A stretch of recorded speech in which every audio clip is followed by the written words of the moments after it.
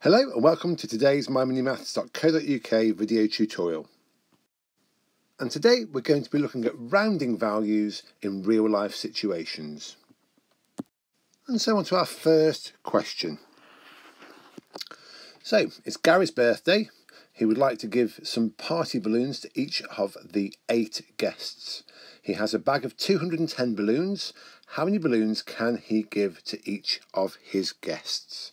So, if we have 210 balloons to begin with, and we know we've got to share those, divide those between his 8 guests, we can work out how many we can give each. So, 8 into 2 don't go, and because we haven't used the 2, we carry it over to the tens column. Then 8 into 21 go twice, which is 16 of course, leaving 5 left over for the next column, the units column. And then finally we have 8 into 50 go 6, which is 48, leaving 2 out of the 8 left over. Now, because the question's asking how many balloons can we give to each of the guests, the answer is 26. Quite clearly we can't split and cut the balloons up, so this is why it's important we understand that we can only give whole balloons to our guests. So each guest will get 26 balloons. And next we're on to question 2. Carla needs to walk a total of 4,000 steps to keep healthy. She has decided to walk to her uncle's house and back each day. The return trip is 1,200 steps.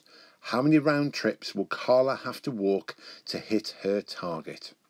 So, if we know that to go to her uncle's house and then return home, so there and back is 1,200 steps. That's our first trip. Then we know another trip will take her to 2,400 steps.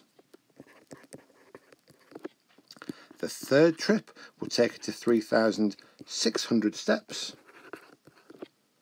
And then the fourth trip will take her all the way to 4,800 steps.